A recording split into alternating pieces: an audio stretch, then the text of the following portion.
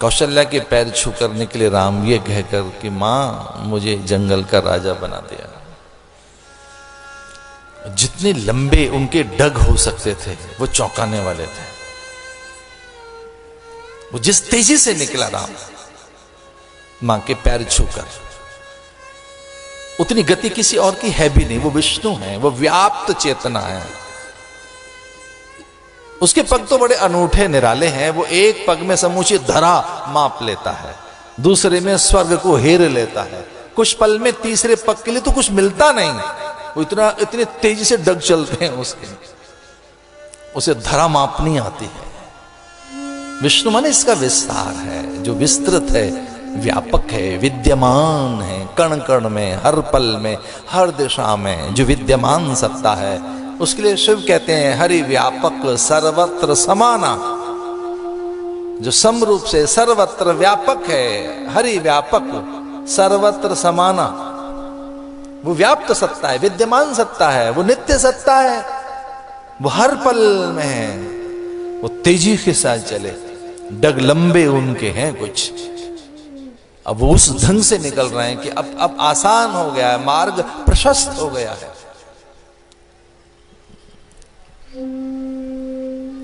उनके डग ठिठक गए, सामने सीता है।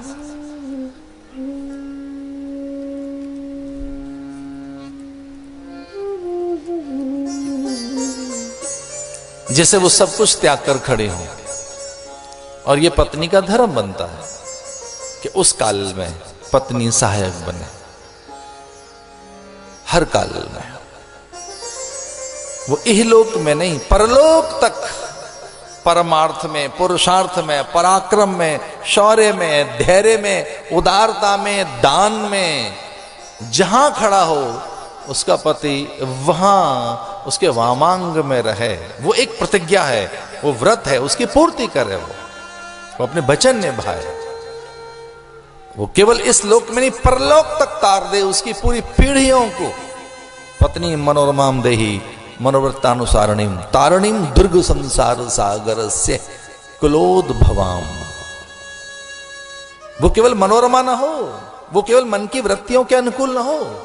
तारणीम दुर्ग संसार सागर से, तारणीम दुर्ग संसार सागर से, पूरे कुल का तारण करने वाली सिद्ध हो इह लोक से परलोक तक की यात्रा में। और ऐसा रहा है कि वो यम के पीछे भागी है कि कहां प्राण लेकर जाता है मेरे पति के, ठहर जरा, मैं तेरे साथ चलूंगी। और तब तक, जब तक तेरी पोटली से मेरे पति के प्राण बाहर ना आ जाएं। इतने सस्ते प्राण नहीं है यम, ठहर जरा। और जब यम नहीं ठहरा तो पीछे उसके वो इतना बल रखती है कि फिर यम को भी लेने देने पड़ गए। और फिर किस युक्ति से काल के गाल में से पति की आत्मा को निकाल लाई। वो किसी युक्ति से प्राण पोटली में से पति की जैव सत्ता और प्राण वो छीन लाई युक्ति से। परलोक तक जाए वो, उस लोक तक जाए। पत्नी मनोरमाम देही। राम समझ गए। राम ने कहा भीरु मन आपका, जब मेघ गर्जन करते हैं, आकाश में बिजुरिया चमकती है, तब सहसा आप कसकर मेरा हाथ पकड़ लेती हैं, या कि आपका मस्तक मेरे कंधे पर। इतना डरपोक मन आपका। जंगल में आप मेरे साथ जाएंगे, वहां चिंगाड़ हाथियों की, शेर की दहाड़, वन्य पशु, हिंसक पशु, विषैली विषाक्त वनस्पतियां, वहां दस्युओं का डेरा, वहां निशाचरों का नित्यवास। नहीं नहीं नहीं, आप नहीं जाएंगे वहां। और ये कष्ट मेरा है, ये सुख दुख मेरे हैं, ये वचन मेरे लिए है, उसको प्रमाणित मुझे करना है। मैं दुख नहीं दे सकता। नहीं नहीं, वहां आप नहीं जा सकते, वो योग्य नहीं है आपके लिए। वन नहीं, जिसने एक नुकीला, एक तिनका पतझड़ का न चुना हो और वो चुनने दौड़ी हो कि परिचारिकाएं पीछे से भागी हो, एक अवसर न मिला हो आपको पीले पात उठाने का। जंगल में गई फूल लेने, कुछ दो चार कलियां उतार कर फिर सखियां और चारिकाएं, सेविकाएं आपके लिए अंजुरी भर भर कर फूल देती रही हो, वो जंगल में कहां जाएगी? बिल्कुल नहीं। वो एक अलग प्रकार का जीवन है। वहां दस्यु हैं, वहां पर तो दुर्दांत दैत्य, निशाचरों का डेरा, वो एक पक्ष बता रहे हैं, वो भयानक पक्ष। सीता भयभीत होकर रुक जाएंगे, चिताने का नहीं, ऐसा नहीं होगा। बड़ी सुंदर लगती है मुझे ये चौपाई। मैं पूरी भारत की और सारे संसार की माताओं बहनों को बहुत प्रणाम करते हुए चौपाई समर्पित करता हूं। तुलसी लिखते हैं, जिए बिनु देह नदी बिनु बारी, जिए बिनु देह जिए बिनु देह नदी बिनु बारी, जिए बिनु देह तैसे नाथ पुरुष बिनु नारी, तैसे नाथ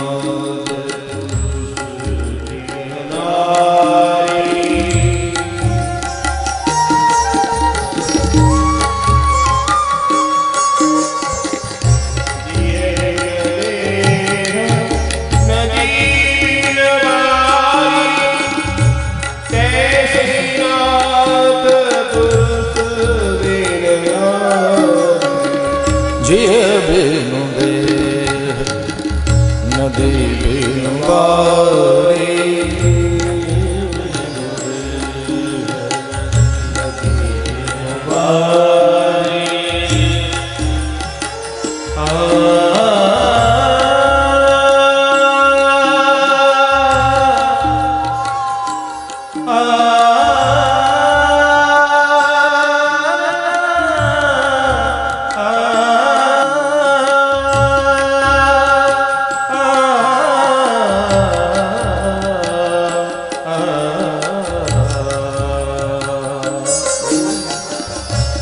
जिए बिनु देह नहीं बिनु बारी, जिए बिनु देह नहीं बारी, कैसे नाथ पुरुष बिनु नारी, कैसे नाथ पुरुष बिनु नारी, साथ तुम्हारे शरद विमल विदु बदन निहारी, जिए बिनु देह नदी बिनु बारी, जिए बिनु देह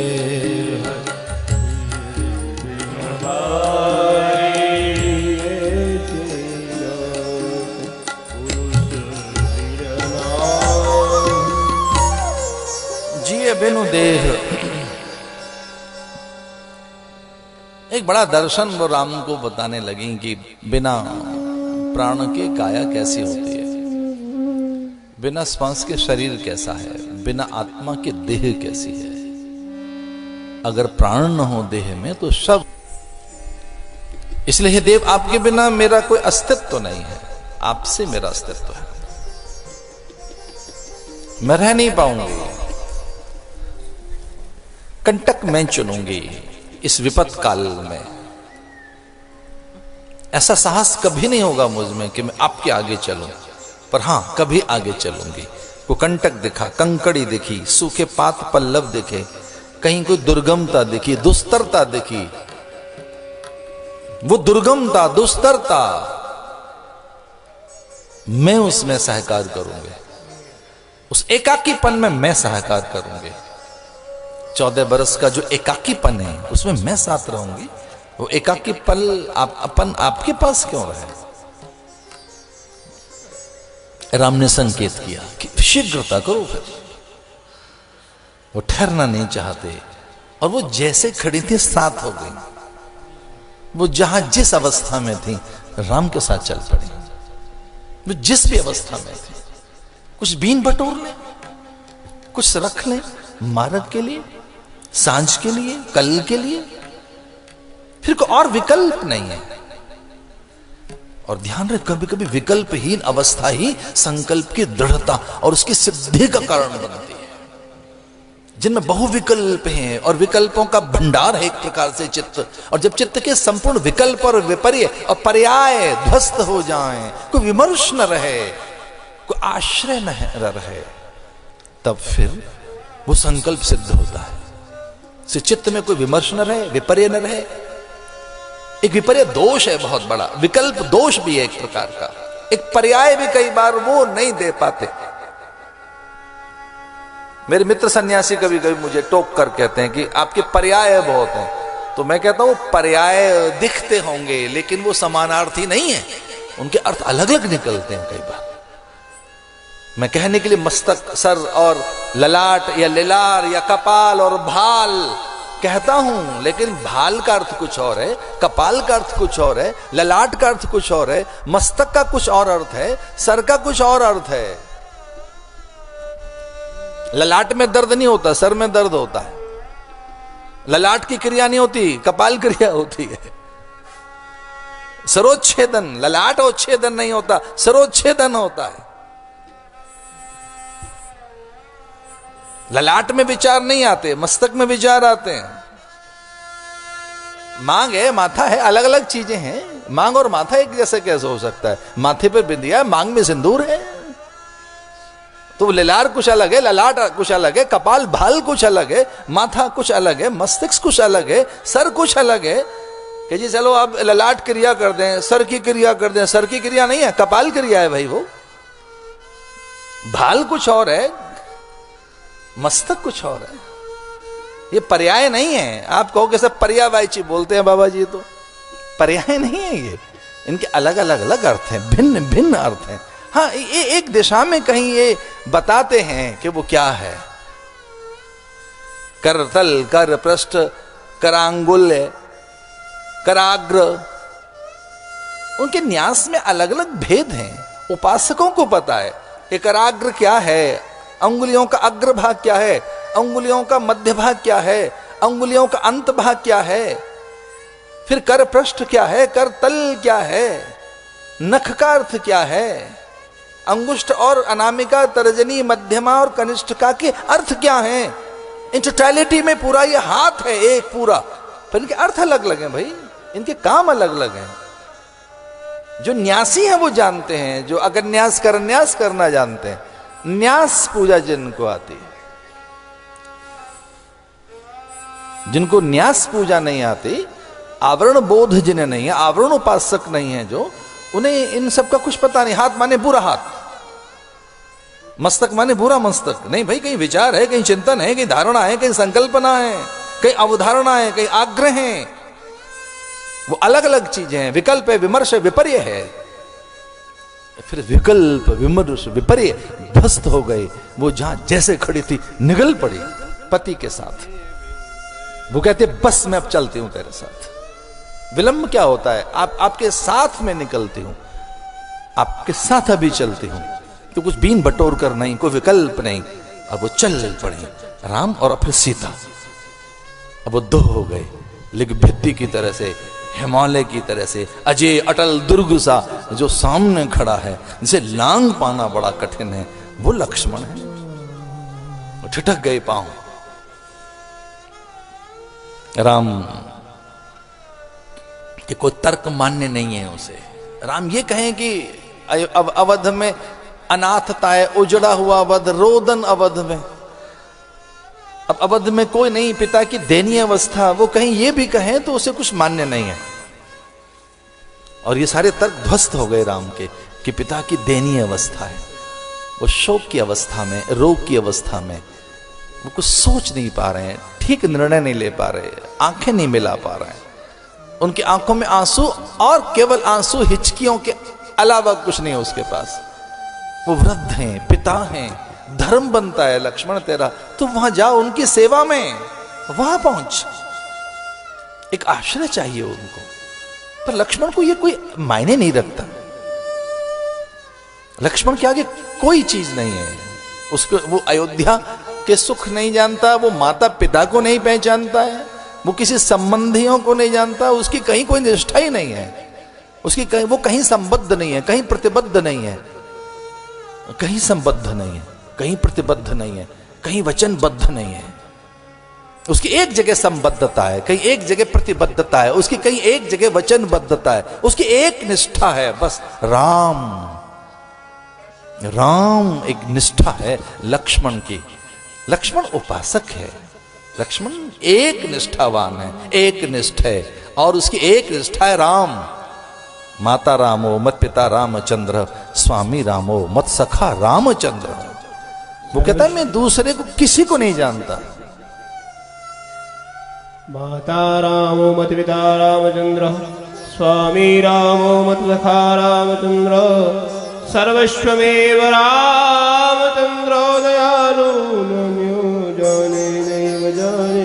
नैव जाने न जाने, नहीं मैं नहीं जानना चाहता किसी को, मैं किसी को पहचानना नहीं चाहता, मैं किसी का होकर नहीं रहना चाहता, मेरी किसी में निष्ठा नहीं है।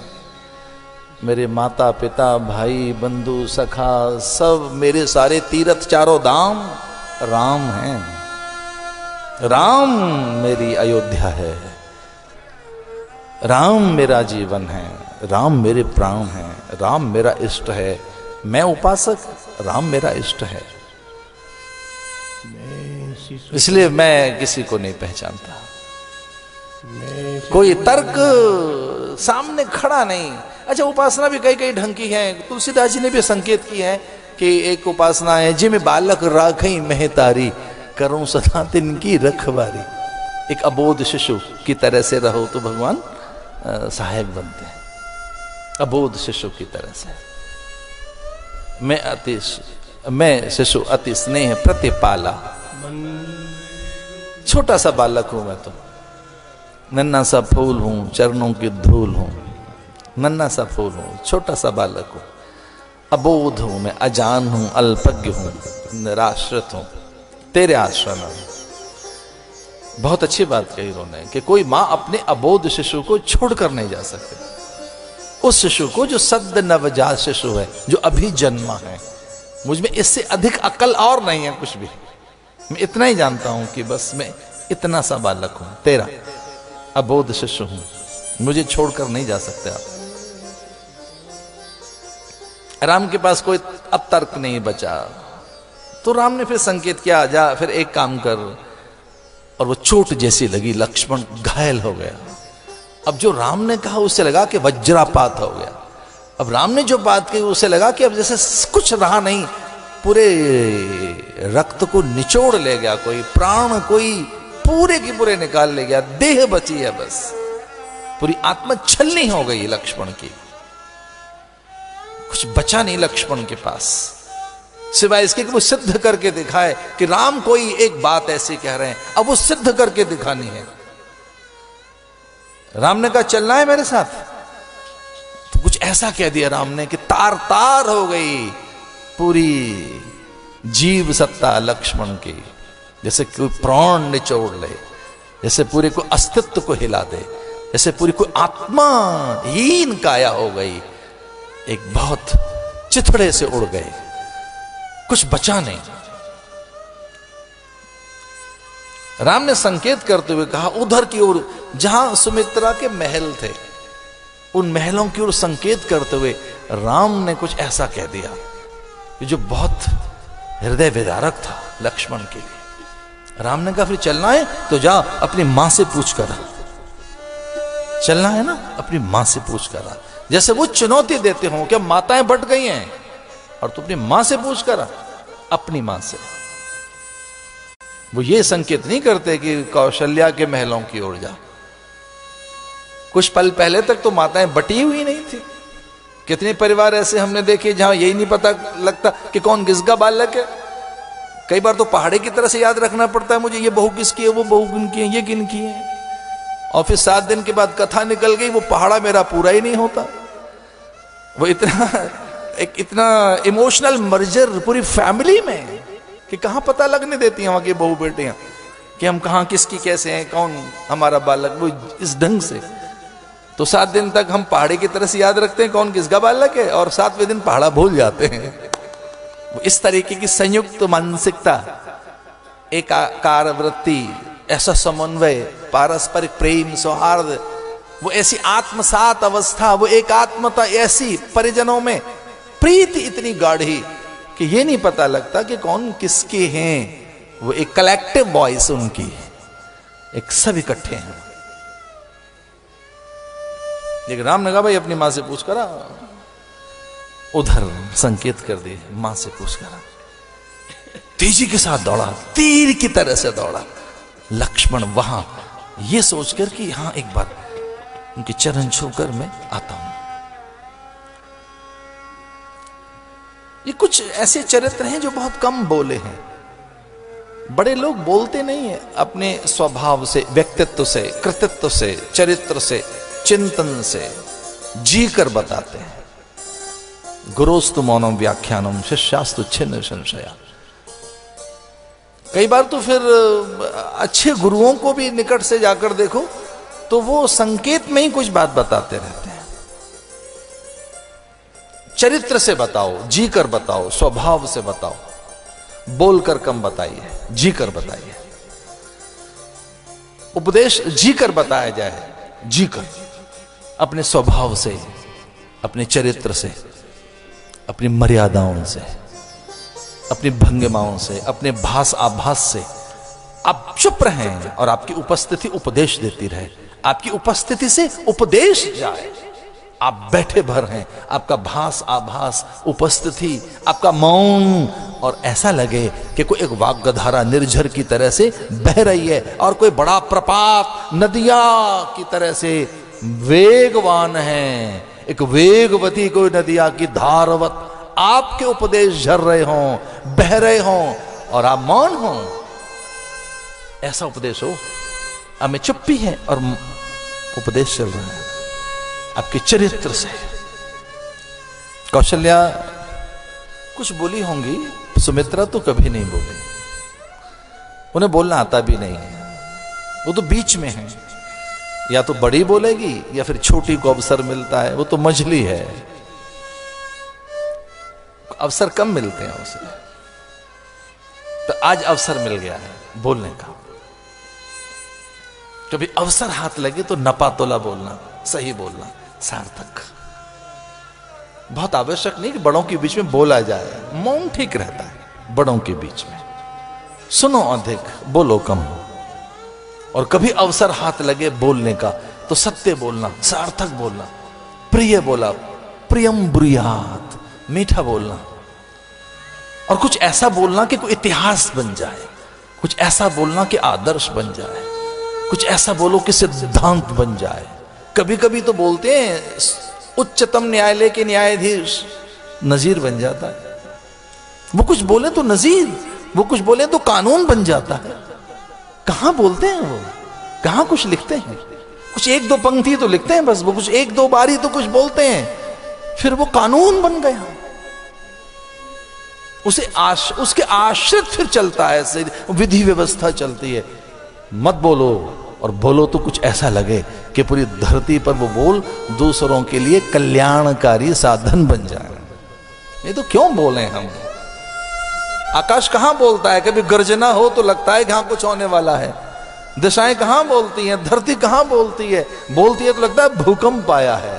फूल बोलते कहां हैं? मुस्कुराते हैं, वो तो खिलना उनका पर्याप्त है, कहां बोलते हैं। लेकिन हाँ, अवसर हाथ लगे तो जरूर बोलो मीठा।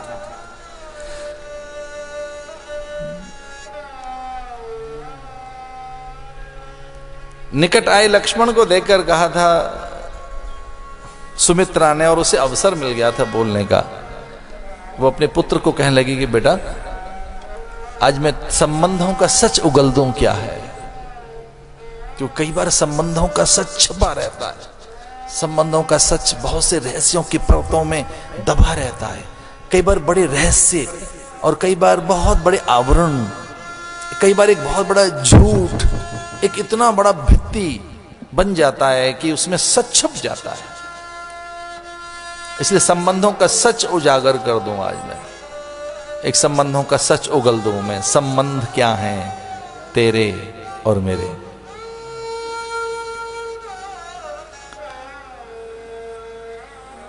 तो कुछ पल ठहर कर एक सुनने का मन बनाया लक्ष्मण ने।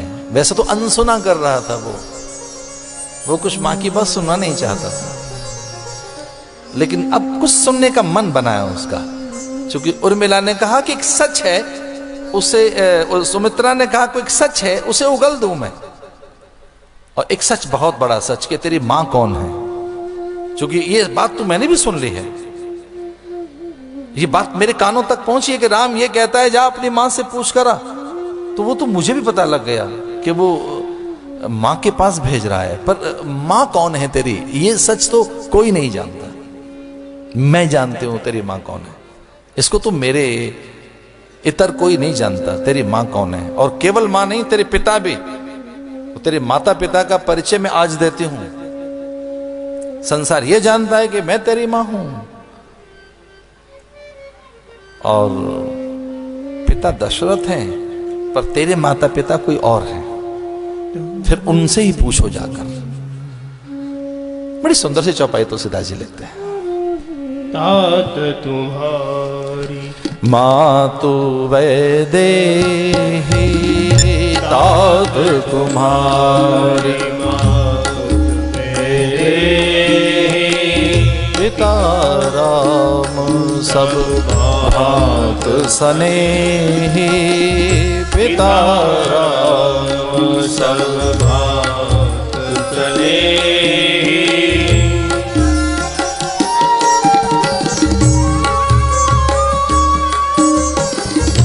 तात तुम्हारे मातु वैदेही, पिता राम सब भात स्नेही। तात तुम्हारी मातु वैदेही, तात तुम्हारी मातु वैदेही। तात तेरी माता वैदेही है, तेरी माँ तो सीता है, और तेरे पिता राम है। ऐसी कौन सी मां होगी? अवदन जहाँ राम निवास, ताई दिवस जहाँ भान प्रकाश। अवध कहाँ है? अयोध्या कौन सी है? मातु वैदेही।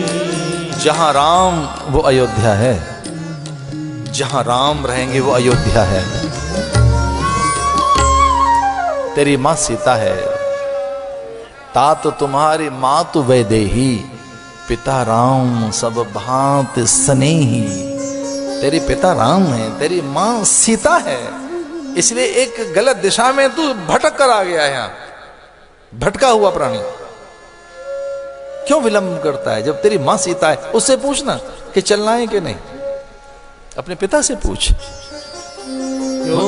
एक पल ठहरा नहीं वो वहां, लेकिन वो और कुछ कहना चाहती है कि पुत्रवती वही है जो जिसका बेटा भगवत भजन करे। पुत्रवती युवती जग सोई, रघुपति भगवती जासुत हो। तेरे होने पर मुझे गर्व है, तू मेरा औरस पुत्र हो सकता है, एक औरस पुत्र हो सकता है, पर तू मेरा बेटा नहीं है। केवल जनने मात्र से मैं जननी नहीं हो सकती। जन्म दे दिया मैंने तुझे बस, लेकिन तेरी मां सीता है, इसलिए अपनी मां के पास जाना। और वही अयोध्या है, वही तेरा धर्म कर्म है, वही तेरी दिशा है। एक और भी है कि तेरा भाग्य जग गया है। जब दौड़ लगाकर लक्ष्मण भागने को है, तब बांह पकड़ ली सुमित्रा ने। एक अधिकार तो वो रखती है, एक अधिकार, क्योंकि उसने 9 मास अपने गर्भ में उस चेतना को पाला तो है। इतना तो अधिकार रखती है वो कि कसकर बांह पकड़ ले भागते हुए अपने पुत्र की। और वो जिस ढंग की पकड़ है, लक्ष्मण समझ नहीं पाए कि मां और क्या बताना चाहती है। अभी कोई मर्म रह गया है, कोई भेद की बात रह गई, और उसे मैं सुनकर जाऊं तो मेरा कल्याण होगा। क्योंकि मां का जिस ढंग से हाथ पकड़ना है, उसमें कुछ देना है, कुछ बताना है। अभी कोई और रहस्य रहता है, अभी कोई और सच है जिसका उद्घाटन होना है। अभी कुछ और ऐसा है जो किसी को नहीं पता और केवल मेरी मां जानती है। अब वो कुछ ऐसा बताएगी जो मैं भी नहीं जानता जिसको।